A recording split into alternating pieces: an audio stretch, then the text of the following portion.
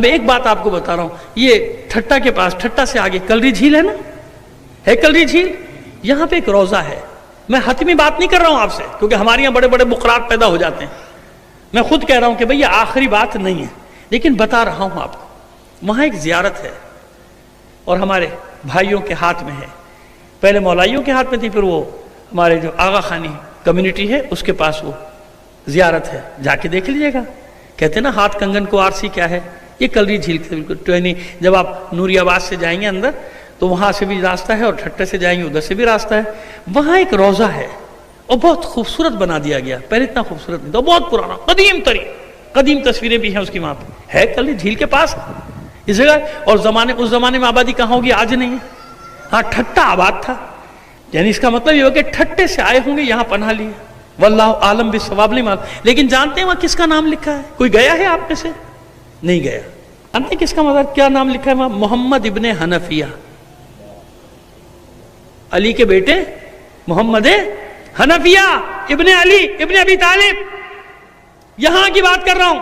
پھر آپ سے کہہ رہا ہوں کہ حتمی نہیں ہے، آخری بات نہیں ہے، لیکن یہ نشانیاں بتا رہی ہیں نا کہ کہاں کہاں لوگ گئے، کس کس جگہ لوگ گئے. آج کا مزار نہیں بنا ہوا، صدیوں پرانا بنا ہوا ہے. کب بنا ہوا نہیں معلوم.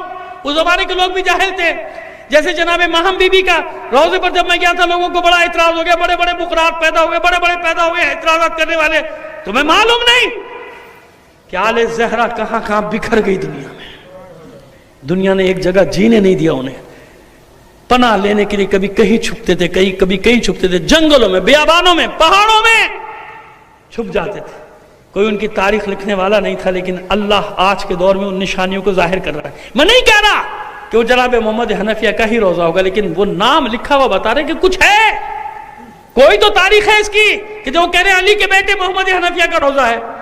میں نہیں کہہ رہا کہ وہ آخری بات ہے میری جو میں کہہ رہا ہوں، لیکن ایک چیز ہے نا، زمین پہ موجود ہے. ایک واقعہ ہے تو پھر تحقیق تو کرنی پڑے گی نا، دیکھنا تو پڑے گا نا کہ کون ہے، کب آیا، یہاں کیسے یہ روضہ بنا. تاریخ کے مسائل ہیں، ان میں دیکھا جاتا ہے، لیکن نشانیاں تو ہیں نا، اہل بیت کی نشانیاں تو ہیں نا. تو حسین اس لیے چھوڑ کے گئے تھے جناب محمد حنفیہ کو کہ مختار کا قیام اپنے عروج پہ پہنچ نہیں سکتا تھا اگر ایک اجازت دینے والے کی صورت میں محمد حنفیہ کا وجود نہ ہوتا.